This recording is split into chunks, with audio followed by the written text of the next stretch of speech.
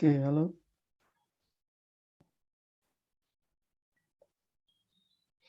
Halo, Assalamualaikum.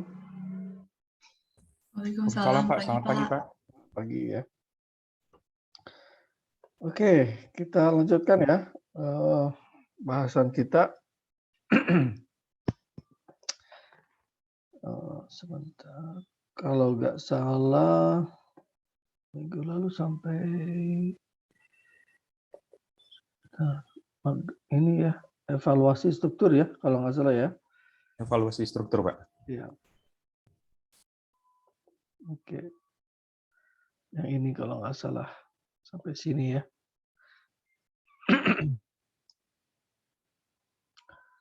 Oke. Oke ya, jadi sedikit review. Jadi untuk mengevaluasi struktur ya, salah satunya kita bisa menggunakan yang namanya metode NDT ya, atau non destructive test ya. Banyak metode yang bisa dimanfaatkan ya untuk mengevaluasi kondisi ya. Khususnya di sini lebih banyak mungkin kondisi material ya. Oke, salah satunya magnetic electric method ya, untuk cover meter, rebar scanner, dan lain-lain. Oke, kemudian masih dengan memanfaatkan metode magnetic dan electric method, salah satu metode itu adalah yang disebut dengan half cell potensial ya, atau uji half cell. Nah, metode ini sebenarnya memanfaatkan konsep potensial listrik ya, antara baja dengan reference electrode gitu ya. Di sini ini alatnya kayak gini ya. Jadi fungsi dari half cell potensial ini adalah untuk menentukan potensi apakah tulangan sudah mengalami korosi atau belum gitu ya. Jadi nanti diukur beda potensial antara tulangan ya yang terpasang di struktur existing dengan reference electrode ya. Di sini pakai copper ya. Nanti diukur voltasenya. Ya, seperti itu. Nah, reference electrode ini sendiri ada banyak ya. Ada yang pakai kuprum, kalomel, atau AGCL ya. Jadi ada berbagai jenis reference electrode yang sering dipakai. Nah, tabel ini menunjukkan nanti kan yang diukur adalah beda potensial ya. Jadi di sini menunjukkan lebih ya, interpretasinya adalah bahwa tulangan itu mengalami korosi atau tidak gitu ya, lebih ke sana gitu ya. Kita tidak bisa menentukan dengan metode ini seberapa cepat korosi atau laju korosi yang bisa terjadi. Itu tidak bisa dengan alat ini, hanya bisa menentukan potensi ya, potensi korosi atau tidak gitu ya. Ya sebagai contoh misalkan kalau kita pakai AGCL ya, itu kalau beda potensialnya adalah minus 119 mV, maka itu kemungkinannya adalah tidak mengalami korosi ya. Kalau di atas 269 mV itu maka 90% kemungkinan sudah mengalami korosi gitu ya. Ada di antaranya ya ini uncertain ya, memang ya inilah kelebihan kekurangannya ya. Jadi ada bagian yang masih ragu. Ya sebenarnya dari sini sebenarnya bisa jadi pijakan nanti kita bisa lakukan juga open pit gitu ya. Kita buka betonnya memang apakah sudah terkorosi atau tidak gitu ya di spot tertentu misalkan. Gitu. Nah, kurang lebih ini ya untuk ini ya. Nah, memang ada beberapa faktor juga ya yang mempengaruhi hasil dari half cell ini yang perlu kita perhatikan ya. Salah satunya adalah kelembaban misalkan ya. konten oksigen, kemudian adanya retak mikro gitu ya, atau ada arus listrik. Misalkan kalau kita istilahnya pakai impres current gitu harus dimatiin dulu gitu ya, nggak bisa kita cek gitu ya. Ada coating dan karbonasi, ada beberapa hal yang memang juga bisa mempengaruhi hasil gitu ya, itu yang perlu kita perhatikan. Oke, metode berikutnya masih sebenarnya konsepnya masih electrical method gitu ya, yang dikenal dengan linear polarization method gitu ya, atau LPR. Nah, LPR ini sebenarnya pengembangan dari yang tadi half cell sebenarnya ya. Bedanya di sini kita bisa mengukur eee, istilahnya rate-nya ya, lajunya gitu ya, laju korosinya berdasarkan corrosion rate ya. Corrosion rate itu diukur dari ini rumusnya ini ya, B dibagi RP ya. B itu beda potensial, R itu adalah resisten ya. Ya kita pernah dengarlah ya rumusan arus listrik sama I voltase sama dengan IR gitu ya. Ya ini dibalik aja gitu ya. Nah, bedanya adalah di sini kalau kita mengukur yang kita ukur adalah salah satunya resistennya gitu ya. Resistennya di mana resisten itu adalah kurva dari pengukuran. Jadi nanti pengukuran voltasenya ada beberapa ini ya, beberapa range gitu ya. Jadi kita ukur beberapa range, nanti bisa kita ukur gitu ya, ikornya ya, artinya arusnya. Jadi arus ini nanti ya dalam ampere gitu ya per sentimeter nanti dikonversi ya ke laju korosi ya, korosi pakai hukum Faraday gitu ya. Itu gambarannya ya singkatnya. Ya saya tidak akan jelaskan detail ya, silakan nanti Anda bisa baca beberapa prosedur karena tergantung alat kadang-kadang juga ya. Nah, alatnya ini adalah kurang lebih seperti ini gitu ya. Disebutnya biasanya Gekor gitu ya, kalau nggak salah nama alatnya tuh. Ah ini nih ya, Gekor ya betul. Jadi jadi alatnya sebenarnya mirip kayak half cell, cuman ada counter elektrodnya di sini ya. Jadi ada reference electrode, ada counter electrode, kemudian juga nanti ada switch gitu ya. Jadi nanti untuk beberapa voltase gitu ya, pada arus 0, kemudian naikin arusnya gitu ya, ada ininya, ada tahapannya gitu ya. Ya alatnya kurang lebih seperti ini gitu ya. Nah dengan ini kita bisa menghitung arus korosinya gitu ya. Jadi misalkan ada open circuit di sini ya, untuk fenolnya dan lain-lain nanti diukur. Makanya ada beberapa ini ya, apa istilahnya, pengukuran voltase yang harus kita ukur di sini. Oke, nah di samping yang kalau ini kan portable ya, alatnya alat portable kalau yang ini. Kita juga bisa masang alat embedded ya, artinya yang ditanam dalam beton ya. Itu juga kita bisa gunakan ya. Ini untuk yang istilahnya structural health monitoring system gitu ya, yang sifatnya kita monitor time by time gitu. Kita bisa pasang juga. Ya alatnya seperti ini. Jadi yang ini nanti ditanam ya, nanti dicor ya, gitu. Nanti diukur nanti berapa sih itunya arusnya yang lewat situ. Nah, dari hasil linear precession method ini kita bisa menilai apakah korosi sudah terjadi atau belum. Juga kita bisa menilai atau menentukan laju korosi, ya. Jadi kecepatan korosinya seberapa besar gitu ya dari hasil pengukuran ini gitu ya. Jadi dari apa bisa kita lihat apakah udah korosi ya. Ya kita nilai dari ikornya misalkan ya ikornya juga gitu ya.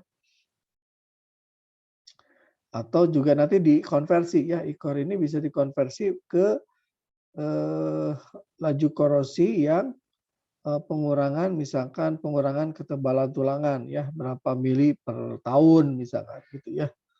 Itu bisa kita hitung dari situ gitu ya.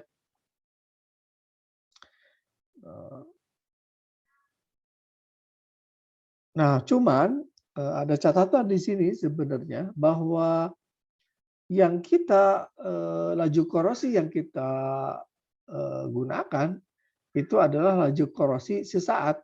Ya. Maksud saya adalah bahwa pada saat pengukuran saja gitu ya. Itu laju korosi segitu. Padahal kenyataannya ya tentunya laju korosi akan berubah-ubah ya tergantung kondisi lingkungannya. Ya, tergantung dari misalkan ya temperatur, tergantung dari ketersediaan air dan oksigen, kelembaban. Kalau kelembabannya berubah, oksigen penetrasi oksigen berubah ya tentunya laju korosi juga berubah ya. Jadi di sini kita hanya bisa mengukur sebenarnya laju korosi pada saat pengukuran itu aja kelemahannya sebenarnya. Ya tentunya pada saat waktu lain bisa nilainya tidak konstan intinya gitu ya. Tapi kita boleh ya menganggap ya mengasumsikan gitu ya nilai laju korosinya itu kita anggaplah konstan sehingga kita bisa prediksi kira-kira pada tahun kesekian korosinya sudah sejauh mana gitu ya, apa tulangannya sudah habis atau enggak gitu ya. Seperti itu. Oke, inilah kurang lebih kelebihan dan batasan ya. Ya tadi sudah sampaikan ya batasannya tadi ya bahwa ini pengukuran yang ya boleh dikatakan rata-rata gitu ya.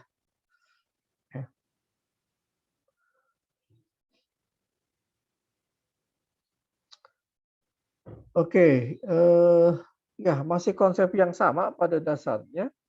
Cuman di sini yang kita metode berikutnya adalah yang dikenal dengan concrete resistivity method gitu ya.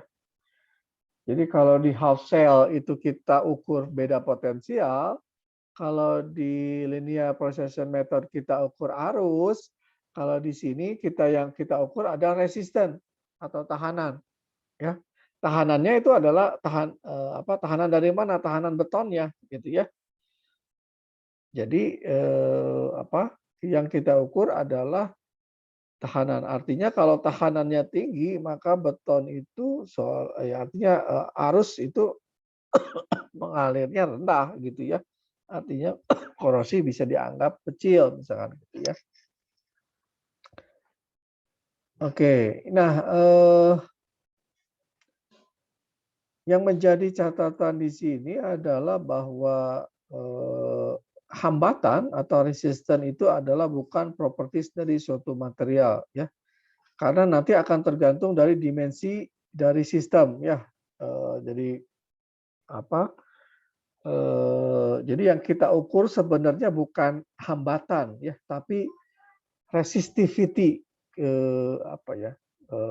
istilahnya ya yang sudah hambatan yang sudah dinormalisasi gitu ya. Gitu ya. Atau rho di sininya resistivity resistivitasnya atau rho gitu ya. Sedangkan hambatan itu adalah R gitu ya atau satuannya ohm gitu ya. Gitu. Jadi nanti yang kita ukur sebenarnya resistivity-nya ya. Di situ yang sudah tidak ada faktor faktor dimensi lah di situ berperan, gitu ya. Oke. Nah, alatnya itu kurang lebih kayak gini ya, ada ada probe, biasanya ada kayak 4 titik poin probe gitu ya. Nanti akan dialirkan gitu ya arus gitu ya, current flow-nya nanti diukur gitu ya, berapa arus dan voltase yang lewat gitu ya. Eh, Ya ini penurunannya lah ya. Saya mungkin nggak usah jelasin kali ya. Jadi apa nih? Beda potensial itu bisa diukur terhadap ya satu titik dari satu titik terhadap titik lain gitu ya. Di sini kan ada sumbernya, sumber arusnya, kemudian ada P1, ada P2 gitu ya. Nanti diukur P1, kita tahu jaraknya antara sumber dengan P1, P2 gitu ya. Nanti maka kita bisa hitung voltase V1 ya, artinya antara sumber ke P1 gitu ya. Di situ ada faktor arus, arusnya sama, resistennya akan sama karena materialnya sama gitu ya, tapi jaraknya yang berbeda di situ ya. Nah, dari perbandingan jarak ya, perbandingan jarak ini kita bisa ukur beda potensial ya antara V1 V2 ya, sehingga kita bisa ukur resistivity-nya ya atau resistivity dari bahan gitu ya. Ya kurang lebih gitulah penurunan rumusnya ya. Nah, biasanya dari alat langsung keluar sih resistivity-nya berapa gitu ya. Nah, ini contoh alatnya ya. Ada Corvid Resi seperti itu, ada yang James RM 8000 misalkan ya. Gitu. Oke, di sini juga lebih kepada potensial ya, bukan nilai laju korosinya ya. Di sini kalau misalkan resistivity-nya kurang dari 5 kilo ohm sentimeter, maka very high, artinya korosinya sangat tinggi ya. Artinya semakin tinggi resistennya ya atau resistivity-nya, maka korosinya artinya rendah gitu ya. Itu bisa, ini juga sering dipakai kalau kita mengukur kepadatan dari beton gitu ya. Jadi kita bisa mengukur beton ini sangat poros atau tidak, salah satunya bisa pakai ini ya.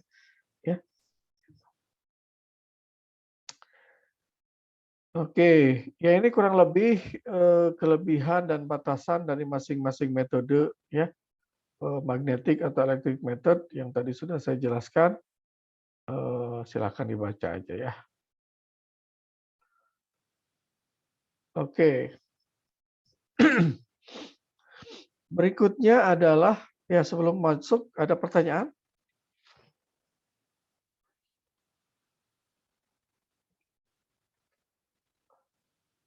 Halo?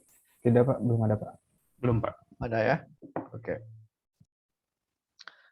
Oke, berikutnya adalah infrared thermography method gitu ya. Nah, infrared thermography method ini menggunakan termaradiasi gitu ya, untuk kita bisa memetakan ya kerusakan dari struktur ya, karena nanti akan terlihat gitu ya kalau ada heat flow atau laju panas yang tidak terhalangi oleh kerusakan struktur gitu ya. Karena ada perbedaan yang jadi sebenarnya memanfaatkan perbedaan thermal conductivity dari material ya. Misalkan di sini ada baja, thermal conductivity-nya 46 dan lain-lain gitu ya. Jadi udara akan kecil di sininya. Dari perbedaan thermal conductivity ini kita bisa lihat gitu ya apakah material kita benar-benar solid atau ada void misalkan gitu ya, atau ada cacat di dalamnya gitu ya. Nah ini kita bisa deteksi ya dari anomali radiasi yang nanti diberikan gitu ya.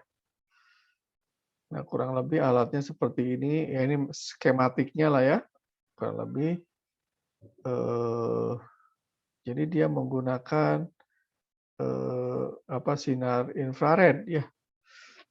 Sebenarnya hanya beda gelombangnya aja sih, panjang gelombangnya yang berbeda gitu ya.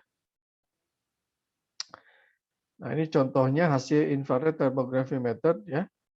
Jadi ini yang A ini adalah kenyataannya, nanti hasil infrarednya kurang lebih seperti ini. Jadi ada bagian-bagian yang terlihat hotspot gitu ya, ada hotspot gitu ya.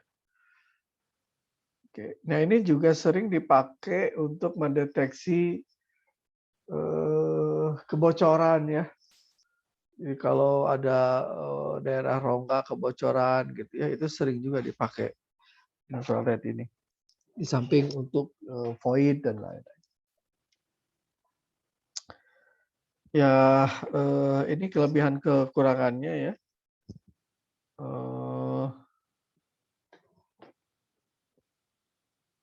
Ya mungkin lebih kepada ya lebih ke indikasi gitu ya, daerah yang mengalami kekurangan. Tapi ini memang alatnya cukup mahal ya. Tapi ada sekarang yang portable sebenarnya. Cuman saya nggak tahu ya.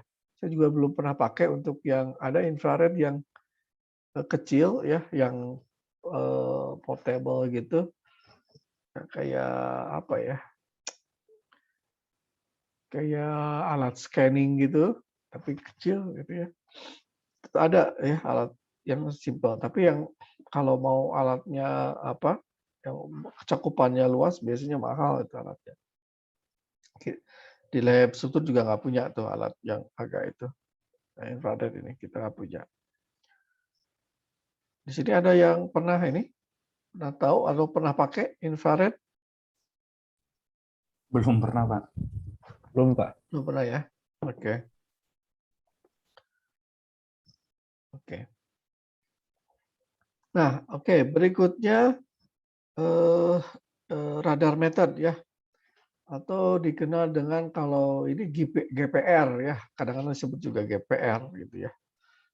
Georadar apa ya itunya ya? R-nya apa ya? Saya lupa. Oke ya, jadi ya sebenarnya konsepnya adalah memanfaatkan electromagnetic radiation atau ya gelombang juga ya. Jadi sebenarnya kita main di gelombang gitu ya, tapi range gelombangnya ya baik itu amplitude atau frekuensi yang berbeda gitu ya. Nah, bedanya GPR ya sebelumnya kan kita juga pakai ultrasonic ya. Ultrasonic pulse velocity, kemudian impact echo, ya itu juga gelombang ya. Infrared juga sebenarnya gelombang gitu ya. Kita manfaatkan gelombang gelombang lah istilah yang kita gunakan. Ya kalau pulse dan impact itu source gelombangnya ya sumber gelombangnya harus kontak langsung dengan bahan. Ya biasanya gitu. Jadi ya di samping panjang gelombang dan kalau ya pulse artinya pakai gelombang ultrasonik ya. Artinya apa ya? Kalau kita kan punya beberapa range gelombang ya. Gelombang ada ultrasonik, ada itulah ya ultrasonik artinya melebihi kecepatan suara gitu ya, panjang gelombangnya dan lain-lain gitu ya. Atau impact echo dia gelombangnya juga harus kontak. Nah bedanya dengan radar ya mungkin ini kalau ini mirip kayak gelombang radio gitu ya. Pakai ya ini ya. Jadi kalau gelombang ini sumber gelombangnya tidak perlu kontak langsung dengan bahan gitu ya. Itu bisa ini. Nah, jadi kita dengan dari gelombang yang kita pancarkan itu kita bisa kita bisa deteksi gitu ya. Nanti dari pantulan gelombangnya sebenarnya signal yang kita terima yang ini ya, yang kita interpretasi gitu ya. Sebagai contoh di sini ada contoh misalkan saya punya plat beton ada tulangan gitu ya. Kemudian kita scanning ya pakai radar method, maka nanti gambarannya seperti ini gitu ya, kurang lebih ya. Untuk yang 10 mili atau 35 mili ininya ya. Jadi memang agak ya perlu interpretasi lah ya. Nggak bisa sembarangan orang juga nih bisa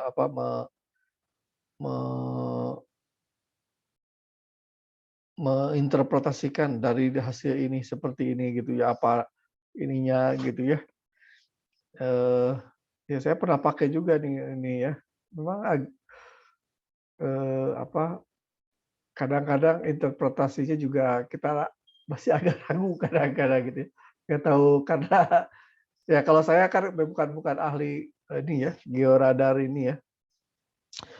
Tapi saya pernah pakai gitu ya. Tapi ketika saya tanya gitu ya, bagaimana sih interpretasinya ya nggak sesimpel itu juga ternyata gitu ya. Nggak cukup rumit ya. Karena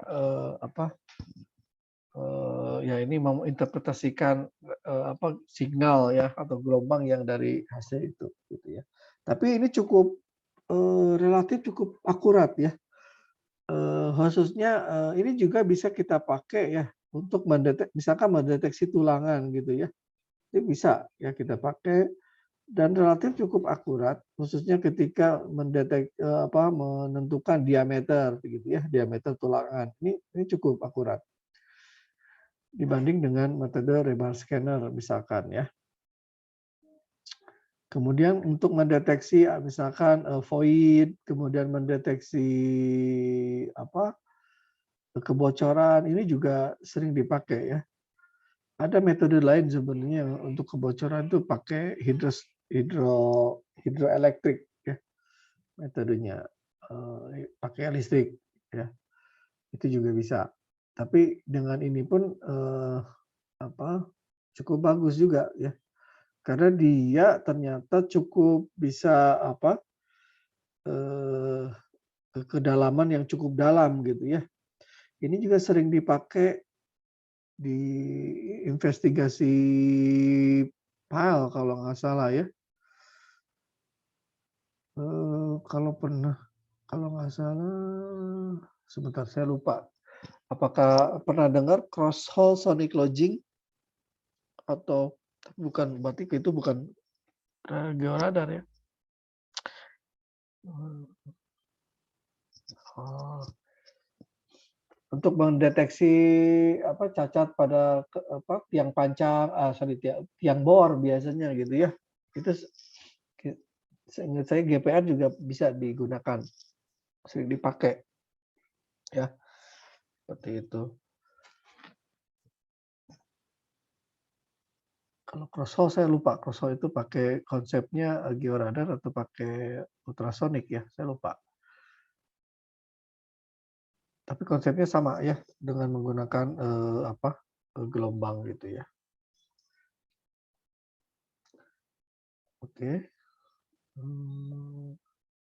Oke, ini adalah kelebihan dan kekurangannya ya. Kelebihannya dia tadi ya non kontak, gitu dia baru kontak dengan material itu bisa gitu ya. Dan cukup sensitif ya kalau ada meta dan lain-lain. Oh iya, metal detector juga kalau nggak salah konsepnya pakai georadar ya. Metal detector itu juga ya, yang tukang nyari harta karun itu juga kadang-kadang pakai georadar. Oke, limitasinya ya kadang-kadang, kalau tulangannya apa, rapet misalkan itu memang agak susah gitu ya, kita mendeteksi yang mana gitu ya. Ya kalau yang tadi kan satu tulangan itu mungkin masih oke lah. Ya tapi kalau sangat rapet itu kadang-kadang juga ini ya. Kemudian ya kedalaman ya tergantung alat ya, ada alat yang ya bisa sampai 400 hingga 750 mili ya ketebalan bisa diidentifikasi gitu ya. Kalau kayak cross-hole sounding lodging itu kita harus pasang alatnya sampai ke dalam tiangnya sih, ya, di dalam. Sebelum itu kita harus pasang dulu alatnya.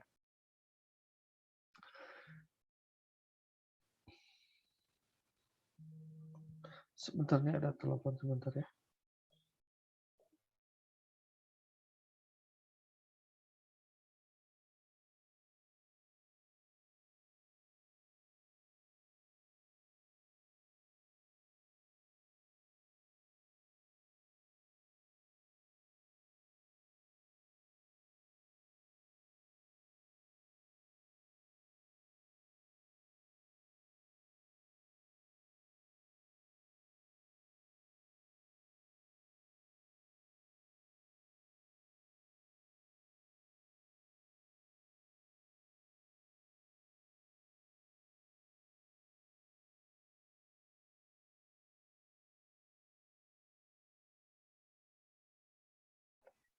Oke, itu ya, untuk GPR. Kemudian metode lain itu adalah pakai, nuklir atau radioaktif ya. Nah, ini ada beberapa jenis sebenarnya ya. Ada yang pakai X-ray, ada yang pakai gamma ray ya. Ya gelombang X dan gelombang gamma ya. Eh, jadi kita lihat adalah nanti intensitas kita lewatkan ya. Gelombang itu nanti ditangkap di sensor. Sensornya ada dua sebenarnya. Ada yang pakai film ya kayak di ronsen gitu, itu disebut dengan radiografi ya. Atau kita hanya ngukur electric pulse-nya. Kalau itu disebut dengan radiometri ya. Jadi kalau yang pakai film itu radiografi, kalau yang ini radiometri ya. Tapi sama-sama ini ya, sama-sama radioaktif gitu. Oke. Kemudian ya kurang lebih seperti ini ya alatnya. Ada yang sifatnya direct, ada yang indirect gitu ya.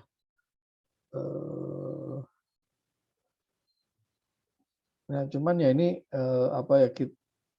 jarang lah di Indonesia ya yang pakai alat radiografi khususnya untuk struktur ya struktur beton gitu ya.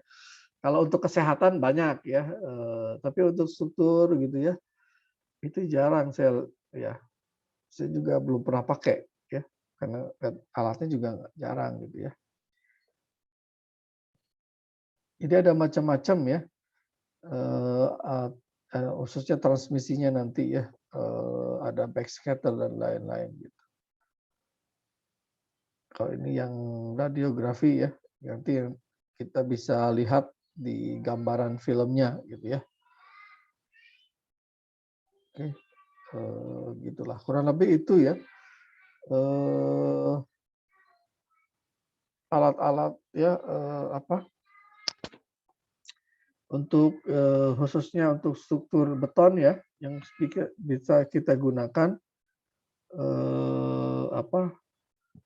sebagai alat untuk mendeteksi ya kerusakan atau kondisi existing dari materi bahan dan struktur ya tergantung fungsinya apa gitu ya makanya kita harus tahu beberapa jenis alat yang kita bisa manfaatkan ya nanti aplikasinya tentu kita sepaham juga gitu ya ini untuk apa gitu ya kelebihannya apa kekurangannya apa ya sehingga kita bisa tepat gitu memanfaatkannya gitu. Oke, oke ya ini beberapa NDT untuk struktur baja ya struktur baja, mungkin ada beberapa yang sama ya, kayak akustik, ultrasonik, tomografi gitu ya. Ada beberapa yang beda ya. Kalau corrosion sensor itu mungkin bisa half cell dan macam-macam ya. Mungkin yang agak beda itu dye penetran gitu ya. Magnetic magnetic flux itu juga sebenarnya konsepnya sama ya dengan magnetik yang pada remote scanner sebenarnya. Oke, kemudian destruktif ya sebenarnya ini boleh dikatakan ya non destruktif sih sebenarnya Brinell, Charles Brinell ya. Brinell itu non destruktif ya kecuali dibawa ke lab ya bahannya. Charvi, kalau Charvi ya biasanya kita harus ambil sampel, kemudian tensal tensal itu juga harus ambil sampel, yaitu destruktif gitu ya. Kalau chemical analysis juga ya kita harus ambil sampel biasanya. Gitu. Ya ini untuk struktur baja ya. Untuk kayu sebenarnya kurang lebih mirip lah ya beberapa poin ya. Ada yang bisa pakai ultrasonik ya, tomografi yang umum yang lebih ini bisa dipakai gitu ya. Mungkin yang beda itu seperti kalau kayu itu ada kalau di beton ada hammer, di kayu juga ada, tapi lebih ke di penetran gitu ya, ditusuk gitu ya, kayak gitu. Ada juga di kayu. Seperti itu. Oke, kurang lebih itu ya untuk NDT. Ada pertanyaan?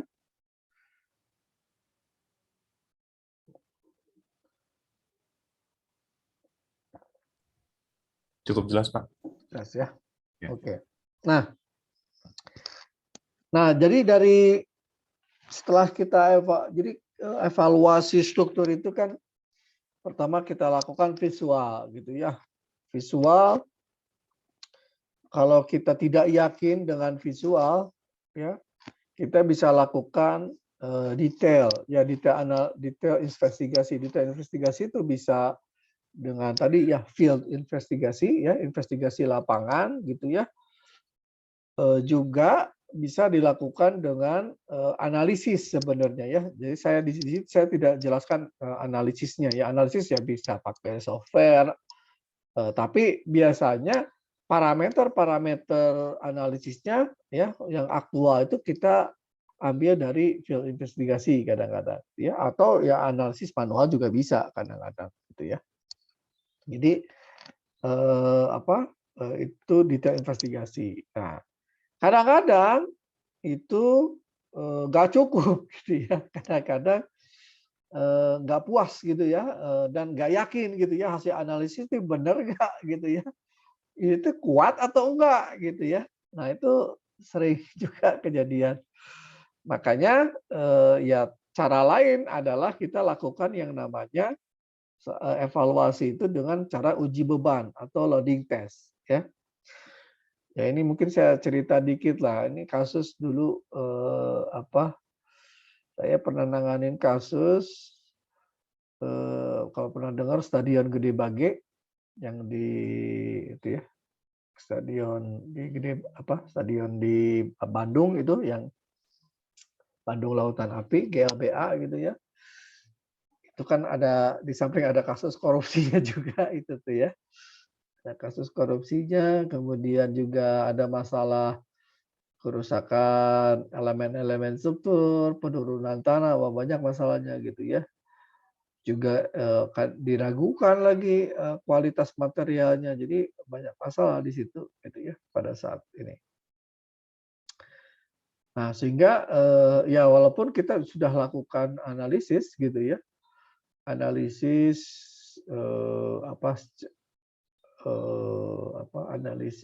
analisis struktural gitu ya. Kita lakukan investigasi lapangan gitu ya, ambil sampel, tes, uji dan lain-lain gitu ya. Ambil sampel juga banyak waktu itu. Tapi tetap saja ya, waktu itu kita sempat ada ngotot-ngototan sama Bareskrim itu. Saya juga sempat dipanggil ke Bareskrim waktu itu. Ya inilah kasus lumayan ini gitu ya. Akhirnya ya udah kita diuji gitu ya. Akhirnya dilakukan uji loading test gitu ya di tribunnya gitu ya. Di tribunnya di loading test gitu ya.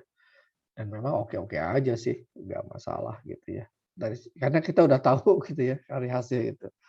Cuman ya itu ya, jadi akhirnya eh, apa eh, ya kalau dilakukan ya mau nggak mau ya salah satu caranya dilakukan uji beban atau loading test gitu ya. Jadi uji beban ini ya dilakukan kalau kita memang ragu gitu ya. Ya bisa juga sih kalau misalkan ownernya punya banyak duit gitu, ya udah lu uji loading gitu ya. Ya bisa juga gitu ya. Cuman masalahnya uji loading ini kalau tidak dilaksanakan, ya artinya bisa destruktif ya. Jadi kalau memang nggak kuat itu bisa retak gitu ya. Karena kita langsung membebani struktur sesuai dengan beban yang akan diberikan gitu ya. Nah itu harus hati-hati juga. Bisa sampai itu ya, bisa sampai fail bisa gitu ya. Oke, jadi kalau diragukan keamanannya ya walaupun tadi sudah berbagai tahap misalkan ya udah kita uji loading aja gitu ya, uji beban gitu ya. Kalau pada pondasi uji beban itu sudah umum ya, loading test tiang gitu ya, pakai static loading test atau khususnya yang statik ya. Kalau yang PDA dan lain-lain itu kan sifatnya lebih ke non destruktif ya umumnya.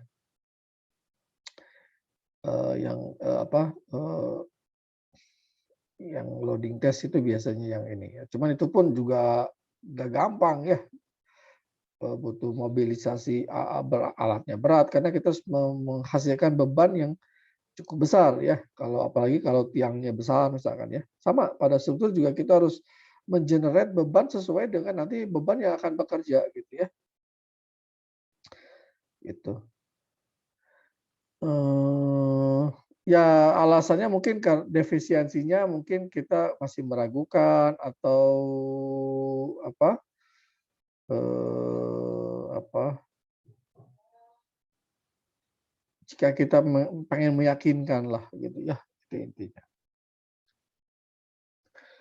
Nah apa, ya sebelum kita lakukan, loading test tetap ya kita harus menentukan dulu ya, jadi loading test itu tidak sembarangan juga ya.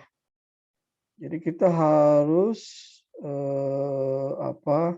pastikan gitu ya, dimensi tulangan dan lain-lain gitu, eee, nanti soalnya ini kan ujinya uji uji aktual ya di lapangan gitu ya. Jangan sampai nanti membahayakan, baik itu strukturnya gitu ya maupun orang yang melaksanakannya ya, nanti tiba-tiba gedungnya runtuh gitu ya, ya jangan sampai gitu ya. Biasanya juga, tidak semua gedung gitu ya, seluruh gedung diuji ya, biasanya hanya kita ambil bagian-bagian tertentu saja gitu ya, sebagai tipikal lah gitu ya. Jadi perlu, ditentukan dulu, nanti perlu dicek juga ya, pakai analisis kita hitung, cek dulu gitu ya, untuk meyakinkan gitu ya. Oke, ini, nanti ini boleh ya, nanti kita, untuk dalam perhitungan itu kita tingkatkan ya faktor reduksinya ya, dibanding desain ya, kalau kita, bisa, mengukur ya secara langsung, khususnya dimensi dan, kekuatan bahannya gitu ya. Oke, ya ini yang tadi ya, ya alasannya sih, macam-macam ya. Eee, Kalau perubahan fungsi itu ya bisa juga sih walaupun jarang gitu ya. Oke, nah prosedur prosedur, uji beban ya. Jadi kita harus menentukan dulu ya jumlah dan pola bentangan atau panel yang harus dibebani ya. Biasanya uji beban tuh pada plat gitu ya, pada plat lantai gitu ya. Nah, kita harus tentukan ya. Kita menguji satu bentangan atau dua bentangan karena nanti momen yang bekerja itu beda gitu ya. Untuk menghasilkan nanti lanjutan maksimumnya berapa gitu ya. Kita tentukan dulu ya. Kemudian beban yang diberikan itu tidak kurang dari ini ya, ada 3 ketentuan. Jadi nanti ini termasuk beban mati ya. Jadi beban mati jadi nanti 1,15 dead load ditambah 1,5 live load ditambah 0,4 live roof atau rain gitu ya. Dan lain-lain atau 1,3 dead load ya. Jadi nanti dibebani dengan tidak boleh kurang dari ini gitu ya. 3 ini. Nah, cara bebaninya macam-macam ya. Ada yang pakai karung pasir gitu ya. Nanti ditumpuk gitu ya. Kemudian ada yang pakai air ya. Pakai air kan kita bisa hitung tuh air berat jenis air kan sekitar 1000 kg per meter kubik ya. Jadi kalau misalkan kita 1 meter berarti 1000 kg per meter persegi gitu ya.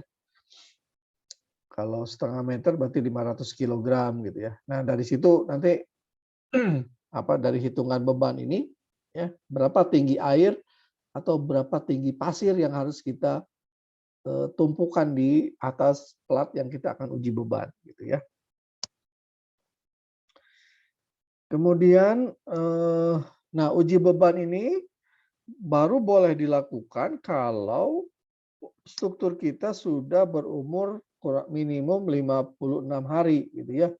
Jadi nggak boleh kita lakukan uji beban pada struktur yang baru kurang dari 56 hari ya. Nah, artinya betonnya belum mencapai kekuatan yang optimum gitu ya.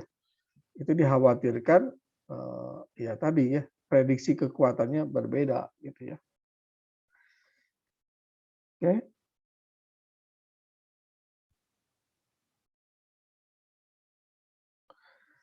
Kemudian nanti perlu diukur ya, yang diukur itu adalah umumnya landutan ya atau rotasi ya. Kadang-kadang regangan ya kalau kita bisa pasang strain gauge misalkan. Kemudian juga retak ya kalau terjadi ya. Lebar retaknya berapa gitu ya.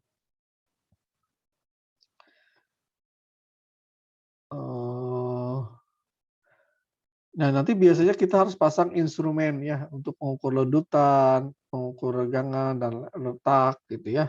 Kita harus pasang. Kemudian aplikasi bebannya sendiri tidak langsung ya, langsung 100%, itu bertahap ya.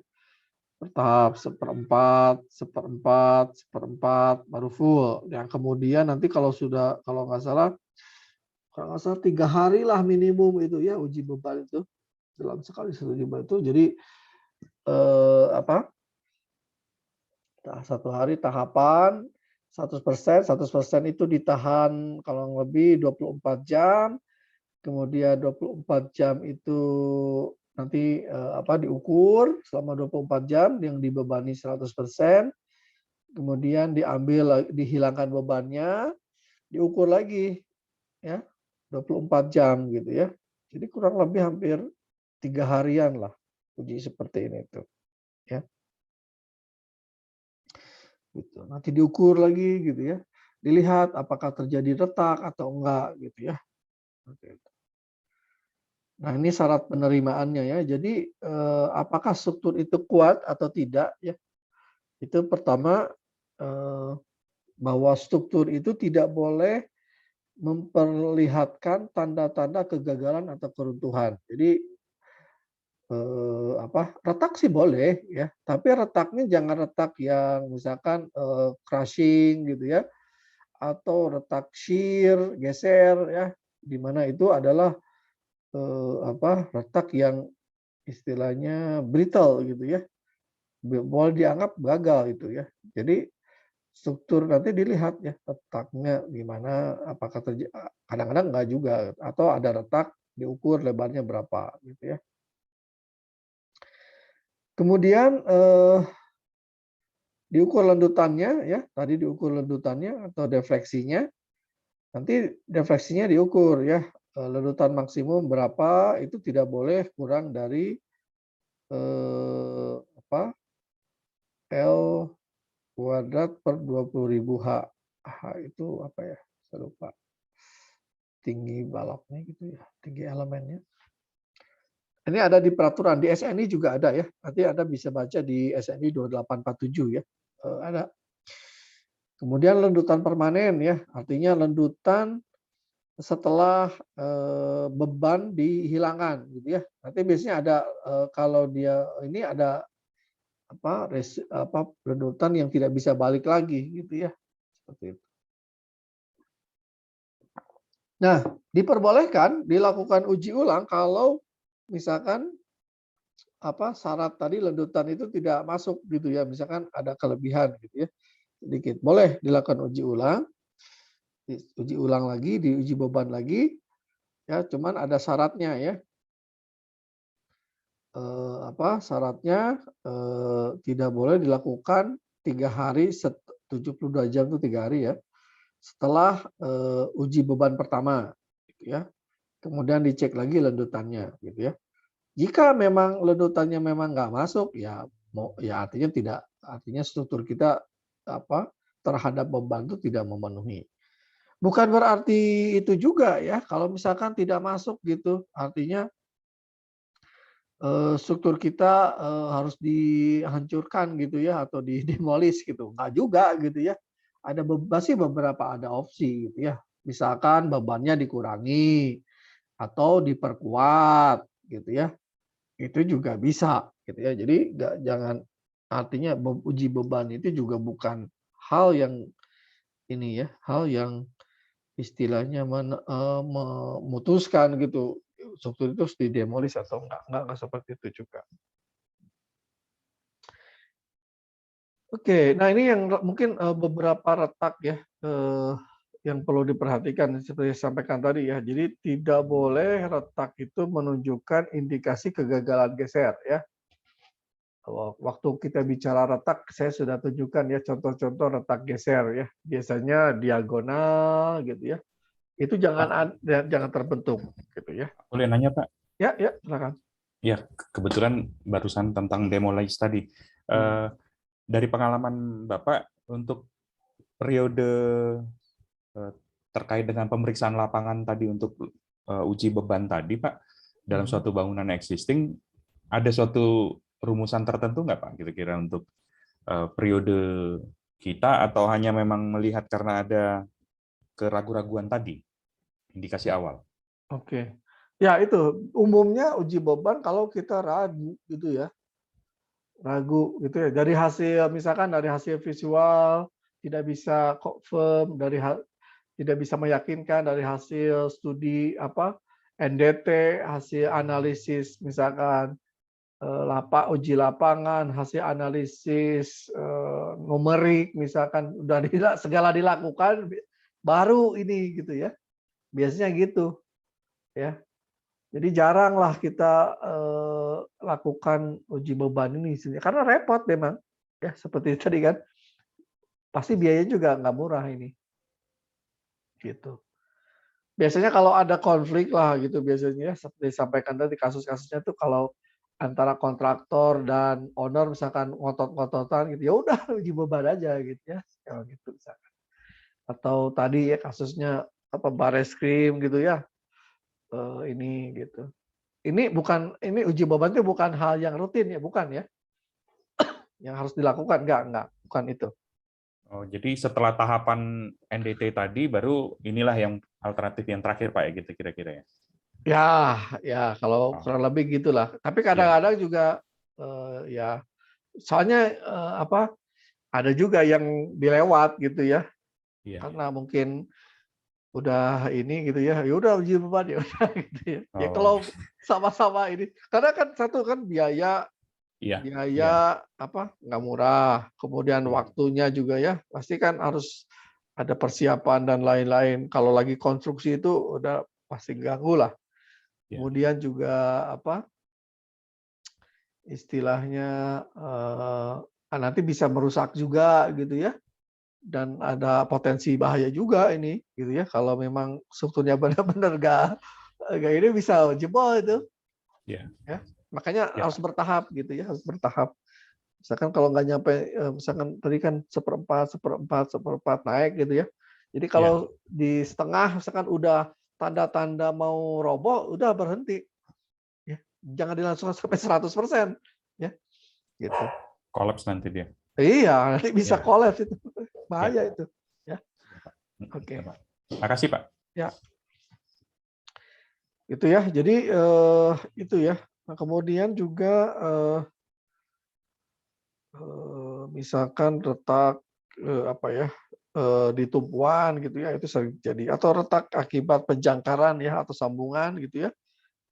Bond biasanya bond splitting itu juga tanda-tanda yang kegagalan sebenarnya ya.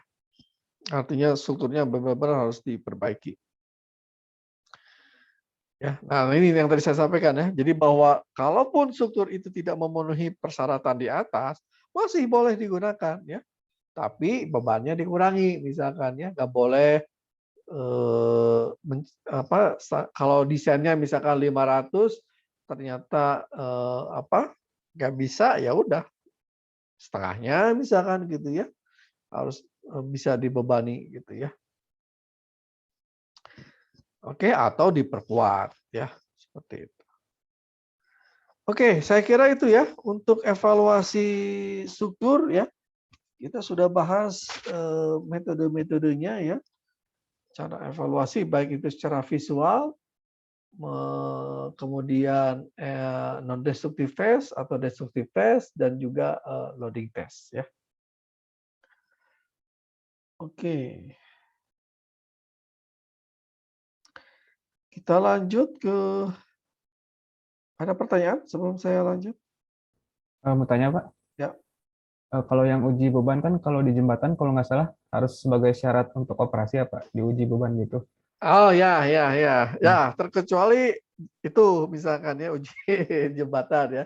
Berarti kalau misalkan udah diuji di awal nggak, nanti apabila ada sesuatu permasalahan nggak perlu ada pengujian lagi apa pembebanan gitu, atau ada case-case yang perlu diuji ulang Pak pembebanan tersebut kalau di jembatan misalkan. Gimana? Sorry. Ya kan kalau misalkan di jembatan itu sebagai syarat operasinya harus diuji pembebanan ya Pak, loading test.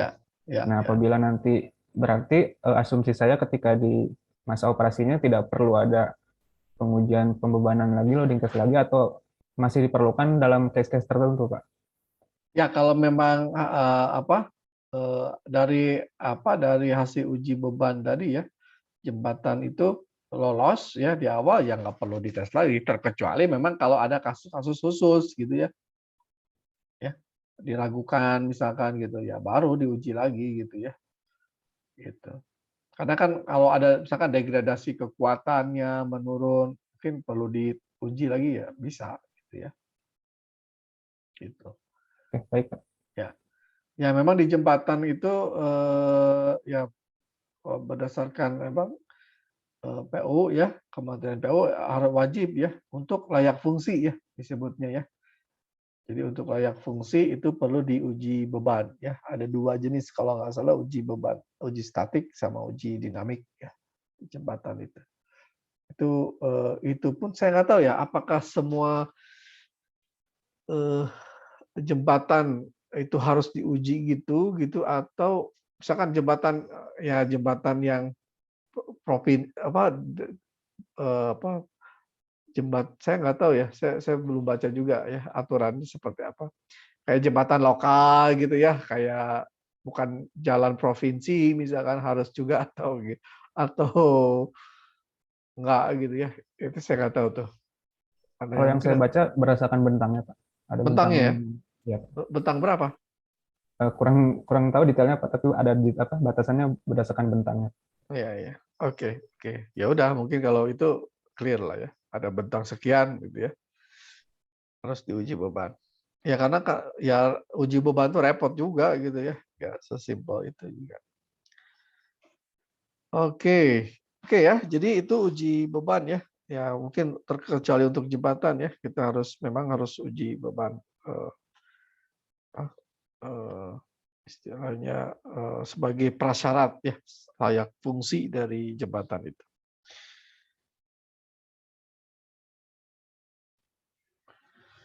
Saya lupa ya dulu waktu saya desain dulu waktu saya desain Cipularang tuh nggak seingat saya semua ya. Itu lupa saya. Semua diuji gitu ya jembatannya. Oke.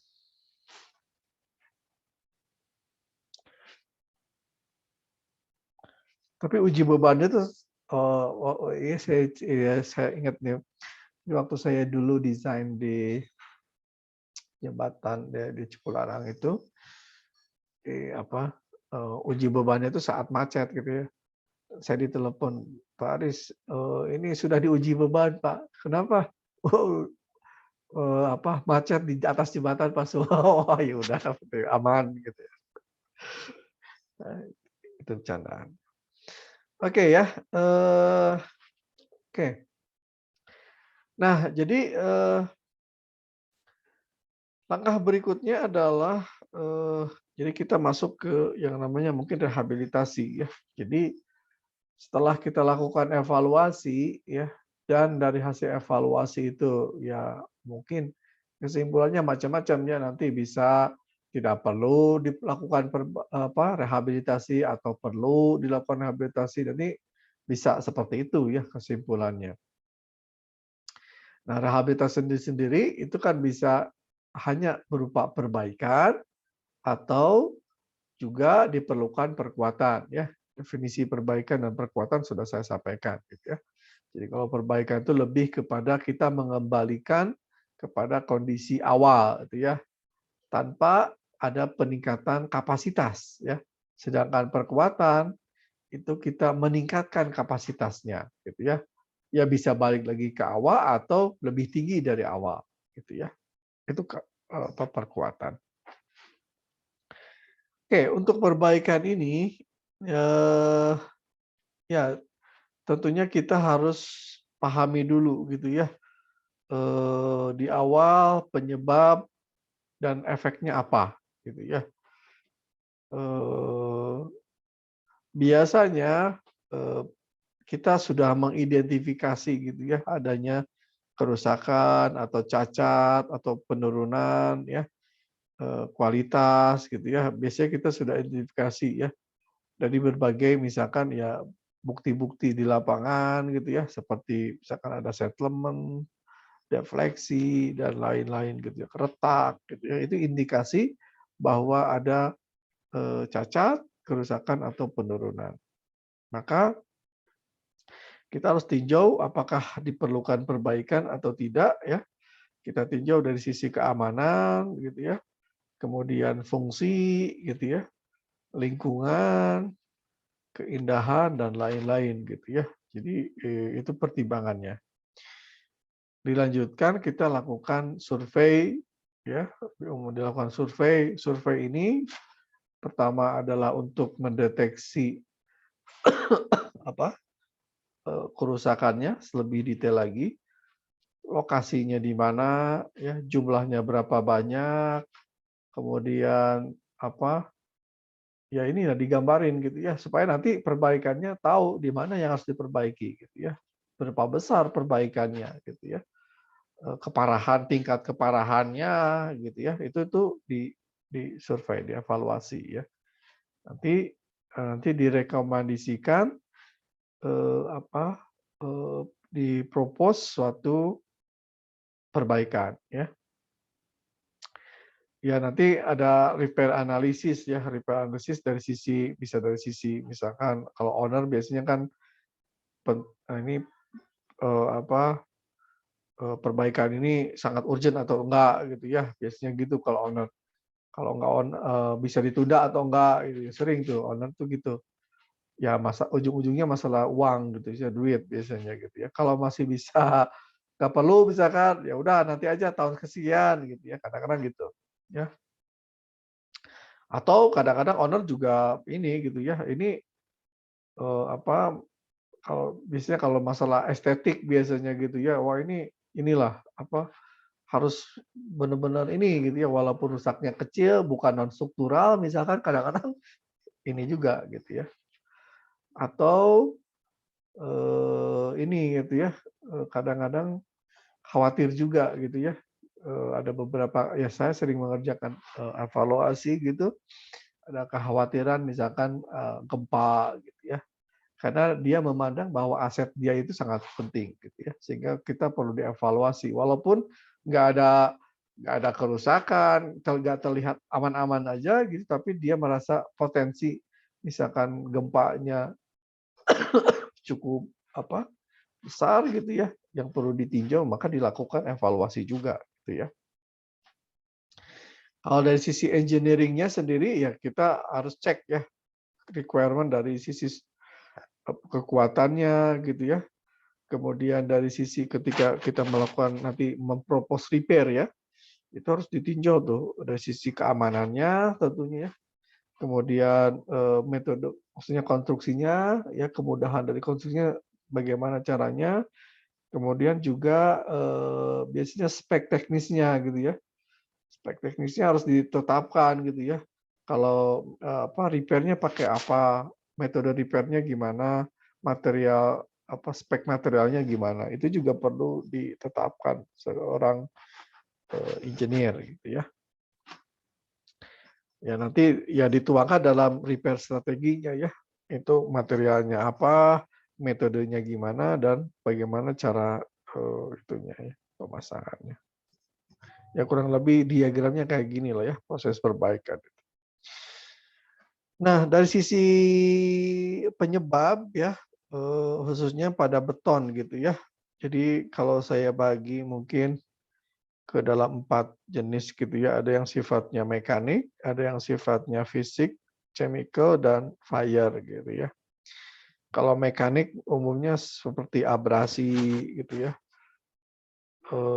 fatigue, gitu, impact, overloading, movement, atau ada explosion atau vibrasi. Biasanya masalah-masalahnya di situ kalau mekanik. Kalau fire ya kebakaran lah ya. Kalau terjadi kebakaran itu juga masalah. Kemudian fisik itu lebih mungkin akibat thermal, freeze and thaw gitu ya, susut, ya erosi dan wear itu kayak akibat penggunaan lah ya, kerusakan akibat penggunaan gitu ya, haus gitulah, semacam kayak haus gitu ya. Kalau chemical bisa akibat misalkan ada bahan kimia gitu ya, atau biologi gitu ya, dan lain-lain. Yang kurang lebih ini sudah pernah saya jelaskan ya, kalau nggak salah ya, beberapa penyebab dari kerusakan. Kalau baja biasanya penyebabnya korosi ya umumnya ya. Yang masalah kalau deteriorasi ya atau karbonasi atau stekaran itu ya sebenarnya kebakaran juga di baja juga jadi masalah sebenarnya. Karena baja itu sangat kalau kebakar itu sangat ini ya signifikan tuh degradasi kekuatannya. Ya, bisa juga. Oke, dari sisi penyebab kalau dikategorikan secara ini ada 3 ya, ada defect, damage, atau deteriorasi. Defect itu cacat, jadi ya lebih ke bawaan gitu ya. Dari awal memang udah rusak gitu ya, itu defect namanya. Ya bisa defect cacat akibat salah desain, salah konstruksi atau penggunaan material yang tidak tepat misalkan gitu ya. Itu ininya ya. Jadi kerusakan itu bisa disebabkan oleh defect atau cacat. Atau damage ya. Kalau damage lebih ke ketika dia sifatnya operasional ya. Sudah dipakai mengalami kerusakan ya, bisa akibat overloading gitu ya, gempa, kebakaran dan lain. Dan juga yang sifatnya deteriorasi atau degradasi ya. Kalau ini sifatnya karena umur atau pemakaian ya. Jadi karena pemakaian, umur gitu ya, itu mengalami degradasi gitu ya. Kurang lebih inilah secara umum ya 3 penyebabnya. Ya kita harus perlu lihat ya ini tuh penyebabnya apa ya. Biasanya kalau cacat gitu ya, defect itu umumnya masih bisa kita tolerir sepanjang karena kan itu sudah operasional ya, artinya sudah minimum lah sudah terbukti gitu ya dengan beban operasional dia oke gitu ya. Terkecuali memang kita ragu gitu ya dari catat. Ya. Oke. Oke, kemudian nah ini untuk degradasi ya, tipe-tipe degradasi atau penurunan kekuatan, misalkan untuk struktur laut ya, marine structure itu biasanya paling umum itu intrusi klorida ya, yang menyebabkan korosi ya. Kadang-kadang juga ada sulfat attack, ASR, risk and tow, sulfat scaling, leaching, dan alluvial sulfat attack itu kadang-kadang ya. Tapi umumnya yang paling besar ini. Kalau pavement ya, tol biasanya ya dari konkrit itu alkali sama fish and tow biasanya ya. Korosi biasanya kan nggak pakai tulangan biasanya ya. Terkecuali kalau dia pakai tulangan ya, beda lagi ceritanya tuh. Biasanya ada potensi. Kalau enggak. Jembatan itu bisa korosi, karbonasi gitu ya, ASR dan lain-lain. Fondasi biasanya itu seringnya sulfat attack gitu ya, karena air tanah yang mengandung sulfat ya, atau alkali silika reaction biasanya. Korosi juga kadang-kadang ya, tergantung fondasinya. Kalau fondasinya di dekat laut ya bisa juga gitu ya, karena intrusi air laut ke air tanah bisa juga sih. Kalau struktur atau gedung misalkan ya, umumnya sih karbonasi atau ASR ya, terkecuali mungkin gedung-gedung di industri ya, itu biasanya banyak hal gitu. Dam atau bendungan itu biasanya ASR ya, yang paling sering ya terjadi, atau leaching gitu ya. Tangki dan pipa itu leaching biasanya ya, akibat cairan yang ada di dalamnya ya biasanya gitu ya. Kemudian tunnel itu bisa chloride sulfat attack ASR itu ya, dan lain-lain.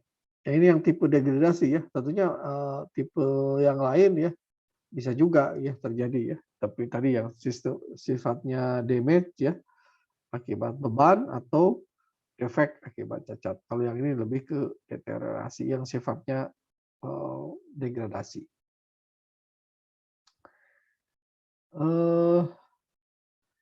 Nah, ini sebagai ini ya contoh misalkan ya. Jadi kalau kita lihat ya penyebabnya misalkan primary-nya apa gitu ya. Primary-nya kadang chloride, misalkan penatasi chloride. Ya dari primary itu ada yang secondary-nya, ada pendukungnya gitu ya. Gara-gara misalkan moisture-nya tinggi ya. Ada juga mempercepatnya kalau sudah retak cepat gitu ya, atau water cement rasionya gitu ya. Gitu. Efeknya apa? Efeknya bisa kalau penatasi klorida efeknya ke korosi gitu ya.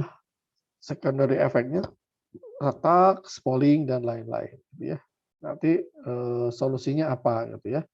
Ada solusi yang kita bisa menyelesaikan penyebabnya, yang mencegah atau memitigasi ya penyebabnya. Ada juga yang solusi lebih kepada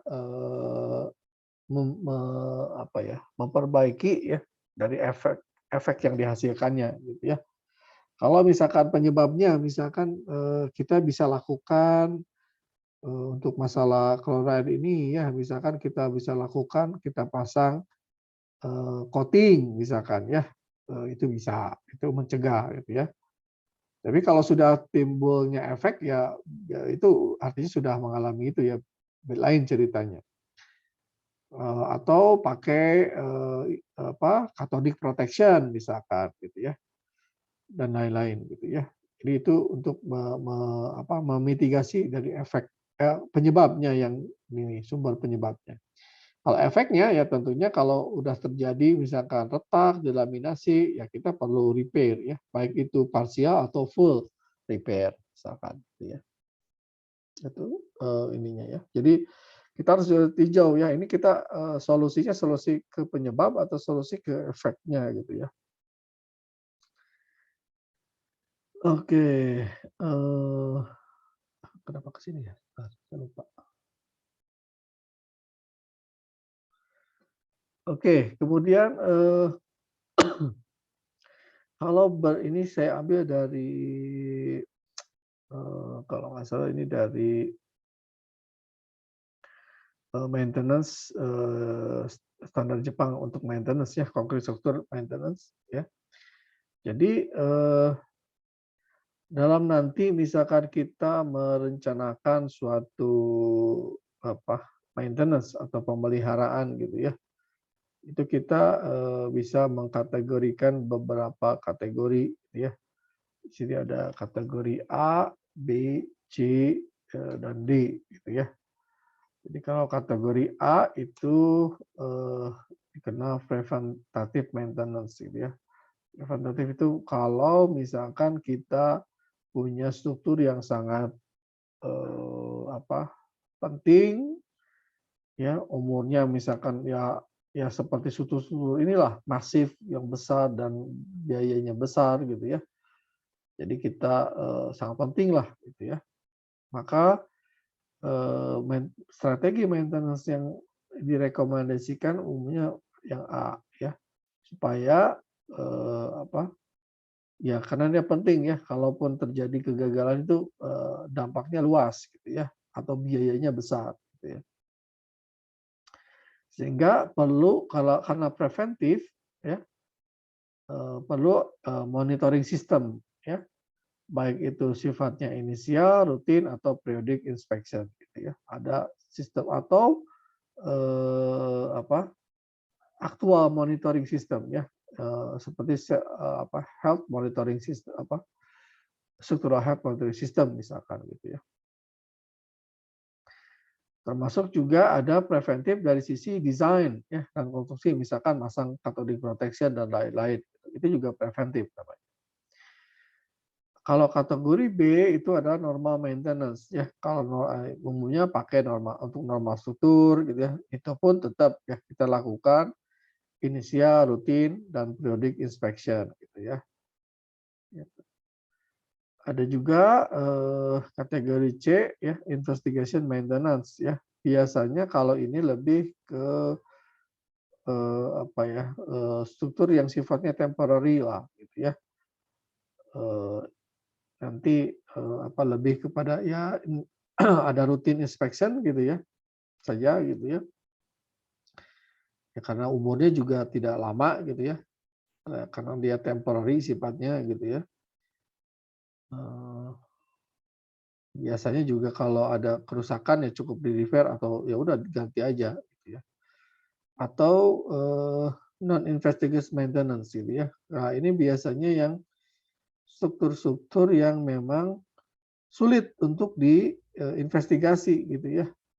Misalkan offshore struktur atau underground atau underwater struktur itu maintenance-nya ya routine inspection-nya juga susah gitu ya.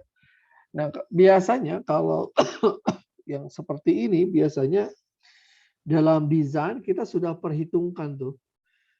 Jadi misalkan ini tuh akan dipakai berapa tahun gitu ya.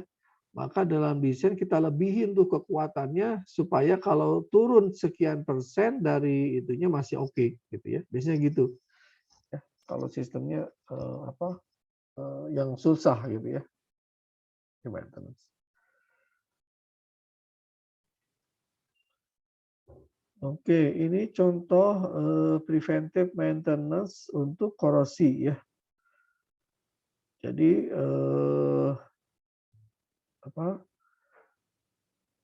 konsepnya adalah misalkan kalau kita punya masalahnya kan ada macam-macam ya. Pertama adalah penetrasi klorida ion klorida, kemudian ada kelembaban ya, sumber H2O dan O2 sorry ya. Gitu ya.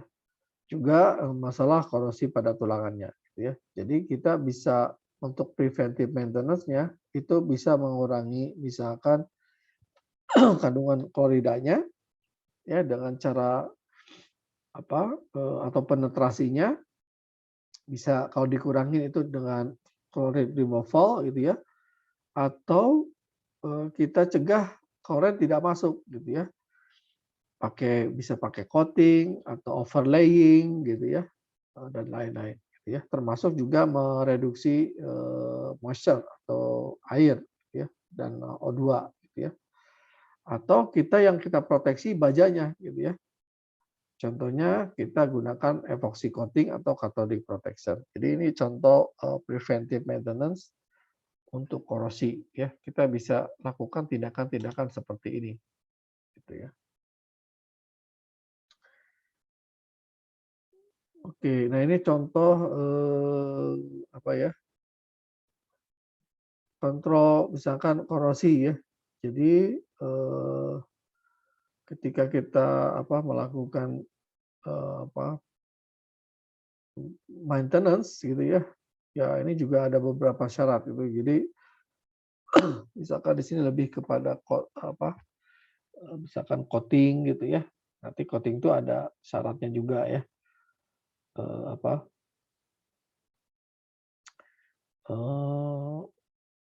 Ketebalannya gitu ya, misalkan gitu ya. Untuk kasus-kasus di daerah-daerah tertentu itu beda ya. Ketebalannya, kemudian jenisnya gitu ya. Atau kita gunakan cathodic protection gitu ya. Itu bisa ya, baik itu yang galvanic anode system atau impress current bisa juga ya. Gitu. Ya ini beberapa metode ya yang bisa kita gunakan untuk berbagai kondisi lingkungan ya, kita bisa pakai. Oke, kemudian untuk corrosion control rebar ya. Ini contoh misalkan kalau corrosion preventive yang dimana tujuannya lebih kepada mencegah gitu ya. Kita ini untuk impress current ya, sebentar.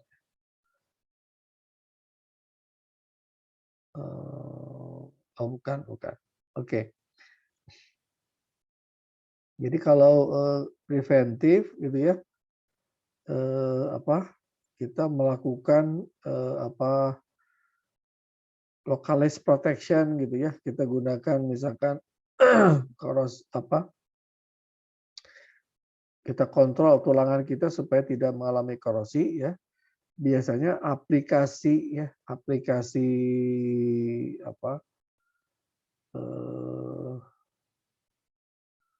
current-nya gitu ya. Kalau kita pakai impress current gitu ya, atau pakai galvanic anode ya, biasanya itu sekitar antara 0,25 hingga 2 mA. Itu untuk desainnya ya. Ketika desain kita hitung gitu ya. Ketika hitung misalkan kita mau pakai galvanic atau impress gitu ya. Ya kalau sifatnya ke preventif, range-nya sekitar itu ya. Kalau kita mengurangi ya, memonitor korosi ya, impress current-nya atau current-nya sekitar segitu ya. Kalau memproteksi sekitar segitu gitu ya, nilainya gitu ya. Ya, tipenya bisa apa, galvanik anode atau galvanik anode atau impress current ya, bisa macam-macam gitu ya. Apa, bisa macam-macam. Nanti dihitung gitu ya, berapa sih jumlah besaran anode yang kita pakai, jumlahnya berapa gitu ya, itu bisa dihitung. Kemudian kalau impress current juga sama ya, berapa current yang harus kita charge gitu ya. Ya tentunya nanti ada ininya ya, ada apa ya, level proteksinya ya. Yang lebih rendah ya cenderung ya masih bagus ya, tapi apa ya, istilahnya ya hanya sebagai preventif aja, pencegahan gitu ya. Ya nanti efeknya ke biaya juga sih ya, seperti itu. Oke, kemudian sorry.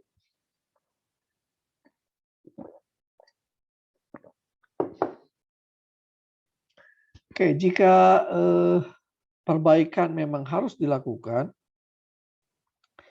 maka ya tahapannya adalah kita yang tadi di awal ya, kita lakukan evaluasi, kita lakukan repair analysis ya. Repair analysis itu ya tadi ya nanti untuk menentukan strategi repair-nya seperti apa ya. Nah, dalam strategi repair kita harus menentukan ya jenis perbaikan yang kita akan gunakan apa. Juga biasanya kita perlu juga melakukan life cycle assessment. Arti apa ya? Kalau memang ini bisa di-assess ya. Kadang-kadang nggak bisa, kadang-kadang susah. Kalau sifatnya yang deteriorated ya, atau yang degradasi mungkin bisa ya life cycle assessment. Tapi kalau yang sifatnya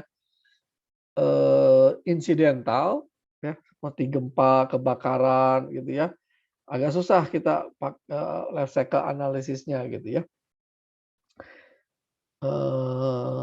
Assessment-nya gitu ya. Nah, tapi kita juga bisa ya untuk cost assessment-nya kita bisa gitu ya. Misalkan dalam hal apa ya? Nanti biasa dalam metode repair itu kan ada beberapa propose misalkan ya. Metode 1 repair-nya pakai misalkan tadi misalkan pakai galvanik gitu ya. Nah, kalau galvanik itu setiap sekian tahun, taruhlah 10 tahun atau 15 tahun itu harus diganti itu si anodanya ya. Nah, itu harus dihitung ya dalam, jadi misalkan kita hitungnya harus dalam umur bangunan misalkan 50 tahun, berarti ada 5 kali atau 4 kali harus diganti misalkan gitu ya. Nah, itu harus diperhitungkan ya dalam analisis life cycle cost assessment itu gitu ya. Jangan sampai seolah-olah itu jadi yang paling murah, padahal setelah ada tambah biaya maintenance dan lain-lain jadi mahal gitu ya. Atau pakai misalkan impress current mungkin di investment awalnya mahal, tapi maintenance-nya kecil misalkan gitu ya. Nah, itu harus dihitung gitu ya. Maksudnya ini itu gitu ya. Oke. Oke, untuk repair strategi itu apa ya? Kita lakukan dulu misalkan aktivitasnya ya. Prelim aktivitasnya misalkan kita tentukan repair area. Biasanya dari hasil evaluasi awal sudah ada ya. Lokasi-lokasi yang rusaknya di mana aja. Kemudian nanti repair yang harus di-repair ya, batasan repair-nya mana. Nah, ini juga penting ya. Jadi kalau kita me-repair itu, misalkan yang rusak itu biasanya kita harus tentukan kalau rusaknya segini misalkan ya, ya repair-nya nggak segini gitu ya, kita biasanya lebihin gitu ya. Ya, kita kalau di patching misalkan ya, ya kita patching agak lebih luas gitu ya. supaya nanti koneksi antara misalkan beton baru dan beton lamanya itu cukup baik gitu ya. Termasuk surface preparation ya. Nah, ini juga penting nih. Misalkan kita harus kalau kita mau aplikasi beton baru misalkan ya, itu harus ada apa istilahnya pengkasaran gitu ya, pengkasaran permukaannya gitu ya, kita kasarin dulu ya dengan kekasaran tertentu gitu ya, pakai pakai sandblasting atau air blasting atau water blasting gitu macam-macam. Kemudian juga kalau perlu shear connector harus dipasang shear connector ya. Itu penting ya surface preparation. Termasuk juga misalkan kalau kita biasanya ada istilahnya, saya lupa bahasa Inggrisnya apa. Jadi kita harus biasanya kalau beton lama dengan beton baru itu harus kita basahi dulu. Yang beton lamanya ya harus dibuat dia saturated surface dry gitu ya. Supaya nanti air yang ada atau air yang di beton baru ya yang kita aplikasikan misalkan itu tidak tereduksi gitu ya, dan itu juga memberikan ikatan antara beton lama dengan beton baru gitu ya. Jadi ini penting nih ya, penting surface preparation itu ya. Kemudian repair ya, repair material ya yang kita milih ya. Kita milih repair materialnya apa ya. Macam-macam ya, mau pakai misalkan mau bahan grouting atau prepack material ya, prepack konkrit gitu ya, atau yang bisa grouting, bisa mortar, bisa prepack konkrit ya, atau polimer kadang-kadang ya bisa juga dipakai, macam-macam ya materialnya. Termasuk dalam pemilihan ini adalah pemilihan kekuatan ya. Kekuatan termasuk sifat fisiknya. Misalkan umumnya diusahakan dalam pemilihan material ini jangan menggunakan yang material yang susutnya tinggi ya. Biasanya kita gunakan yang non string. Kalau untuk beton ya, untuk patching beton itu biasanya gunakan yang non string konkrit atau non string semen gitu ya. Supaya tidak mengalami susut ya ketika diaplikasikan nanti bisa rusak gitu ya. Tertimbul retak gitu ya. Karena mengalami susut yang cukup besar gitu ya. Contohnya itu misalkan ya. Apalagi ya? Repair. Kemudian testing ya. Nah, ini juga penting ya. Khususnya kalau kita aplikasi beton lama dengan beton baru, sebaiknya kita lakukan uji testing, misalkan bond testing gitu ya. Kita uji ya, benar nggak ikatannya antara beton lama beton baru tuh dia benar-benar baik gitu ya. Kita uji bond ya. Termasuk kalau uji materialnya sendiri iyalah itu pasti ya. Jangan uji sampel silinder atau konkrit yang nanti mau dipakai gitu ya. Itu harus ya. Atau tulangan yang mau dipakai itu harus uji material itu. Cuman yang tadi ya kayak uji bond atau kadang-kadang uji pull out ya. Misalkan kalau kita pasang shear connector atau angkur, kita mungkin perlu ya untuk menguji angkur atau shear connector yang kita pasang itu oke gitu ya. Kita tes ya, tes angkur dan tes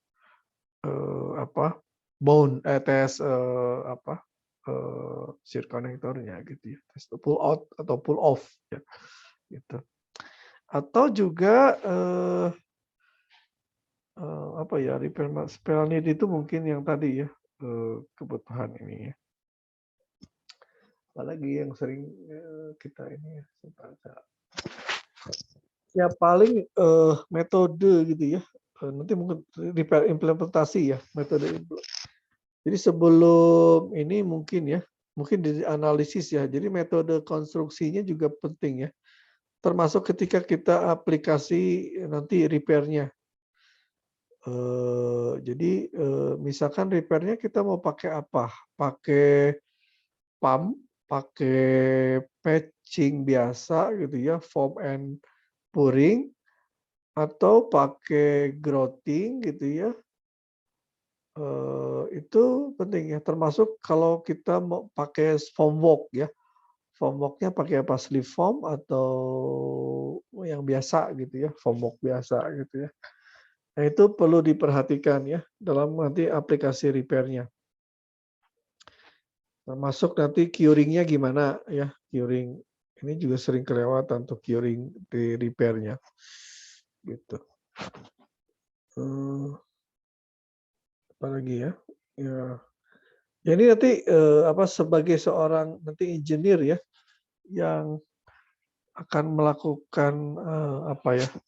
Kalau desain repair-nya itu speknya harus clear gitu ya. Metodenya dijelaskan, testing yang harus dilakukan apa aja gitu ya. Nanti biar kontraktor repair-nya bisa ini ya mengerjakan dengan baik. Terus apa aja yang kontraktor yang perlu dilakukan gitu ya. Gitu. Kurang lebih itu ya strategi repair yang perlu kita perhatikan ya. Ada pertanyaan sampai sini?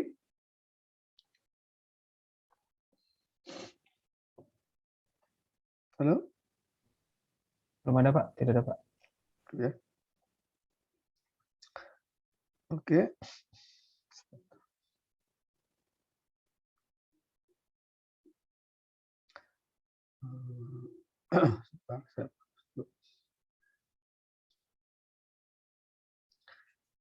Oke, kemudian dari sisi repair analisis ya, repair analisis itu ya tadi ya kita harus perhatikan antara kebutuhan user atau owner ya dan requirement dari struktural itu sendiri ya atau engineering dari sisi engineering kita perhatikan.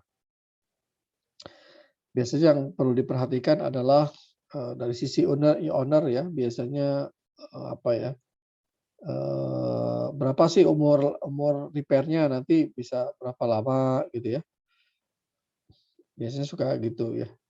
Kemudian ini mana yang penting repair mana dulu bisa duluan mana atau ini bisa ditahan dulu nggak repair gitu ya. Mana yang lebih penting misalkan itu juga sering diminta gitu ya. Kemudian biayanya gimana ya? Kalau metode ini biayanya berapa, metode ini biayanya berapa gitu ya. Itu juga suka ditanyakan gitu ya. Kinerjanya juga ya, kinerja maksudnya kalau metodenya ada beberapa metode, biasanya dipropos ya beberapa metode nanti dilihat mana yang dipilih ya dari sisi biaya, kinerja gitu ya. Termasuk juga estetik. Estetik mungkin agak jarang ya biasanya ininya ya ya biasanya mereka concern-nya ke estetik. Estetik itu lebih kepada kalau fungsi gitu ya biasanya gitu. Pasca repair-nya seperti apa biasanya gitu. Bisa mengganggu, berubah nggak gitu ya setelah di-repair appearance-nya jadi berubah atau enggak gitu ya. Itu juga nanti dari sisi pemilihan material ya penting gitu ya biasanya. Kemudian dari sisi struktur ya, ya tentunya struktural requirement itu ya keamanan struktur ya, itu penting ya, harus memenuhi persyaratan kekuatan, serviceability dan lain-lain gitu ya. Nah juga perlu diperhatikan efek pada struktur secara keseluruhan ya. Kadang-kadang kalau repair-nya masif itu kita perlu cek ulang gitu ya struktur kita ya, karena mungkin juga ada tambahan massa, beban gitu ya, akibat bahan material repair kita gitu ya. Itu penting tuh. Atau kadang-kadang repair itu juga merubah sistem struktur gitu ya. Kadang-kadang ya. Itu juga perlu diperhatikan ya. Jadi kalau struktur repair tadi menyebabkan perubahan sistem struktur, itu kita harus tinjau secara global, gitu ya. Tidak kadang-kadang kita ketika repair memang kadang-kadang kita lakukan analisis lokal, gitu ya, daerah yang kita perlu repair atau kita perlu melihat secara global lagi, gitu ya. Itu penting tuh diperhatikan. Kemudian constructability ya, kemudahan dalam konstruksi itu juga penting. Karena kalau tidak bisa dikonstruksi ya susah nanti ya repair-nya. Itu biasanya ada beberapa opsi lah diajukan gitu ya. Metodenya seperti apa gitu ya. Mungkin juga faktor keamanan gitu ya dari konstruksi itu sendiri gitu ya. Repair empowerment juga artinya mungkin lebih kepada apakah repair ini nanti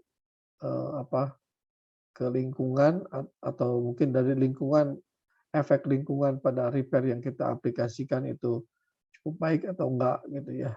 Atau bisa juga repair-nya bisa merusak lingkungan atau enggak gitu ya. Untuk kasus-kasus misalkan grouting dan lain-lain gitu ya. Itu juga kadang-kadang dalam pemilihan material gitu ya.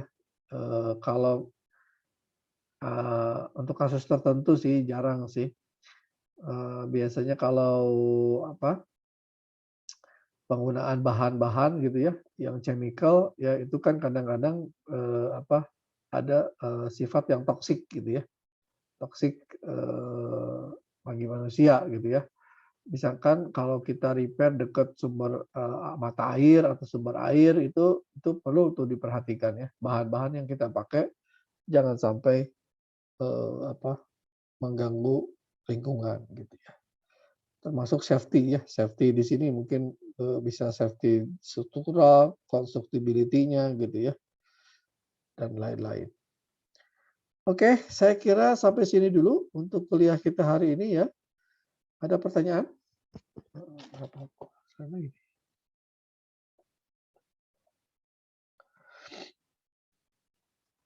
Ada pertanyaan? Belum Pak, mudah-mudahan bisa mengerti Pak. Oke. Tidak Pak, tidak ada. Oke, nanti kita lanjutkan lagi ya. Nanti saya jelaskan beberapa metode repair ya yang ada yang sering kita pakai juga gitu ya. Oke, terima kasih. Sampai ketemu lagi minggu depan. Kita ada pertemuan keberapa ya? Saya lupa nih. Ke-6 kali ya? Jadi 1 kali lagi ya minggu depan. Ini Kalau kan nggak apa? salah. Ke-6 ya? Pak. Nanti minggu depan ke-7 sekali lagi. Baru UTS ya. Ya, betul Baik, ya? Pak. Ya. Oke. Oh, saya belum beri tugas ya. Mungkin minggu depan kalau waktunya ada ya bisa kita kuis lagi ya kedua gitu ya. Kita kuis lagi kedua. Saya lihat ya, saya lihat dulu. Ya, sama nanti saya kasih tugas mungkin ya untuk persiapan ujian lah ya. Tes. Oke, saya kira itu ya bahan-bahan saya sudah share juga di yang masih sama sih kalau yang udah punya ya. Saya udah share di Edunext juga gitu ya. Jangan lupa absen di 6 ya. Karena udah kalau nggak salah udah semua terdata kalau nggak salah ya. Baik, Pak. Oke. Oke, terima kasih. Assalamualaikum warahmatullahi wabarakatuh. Salam Pak, selamat pagi. Waalaikumsalam. Terima kasih banyak, Pak.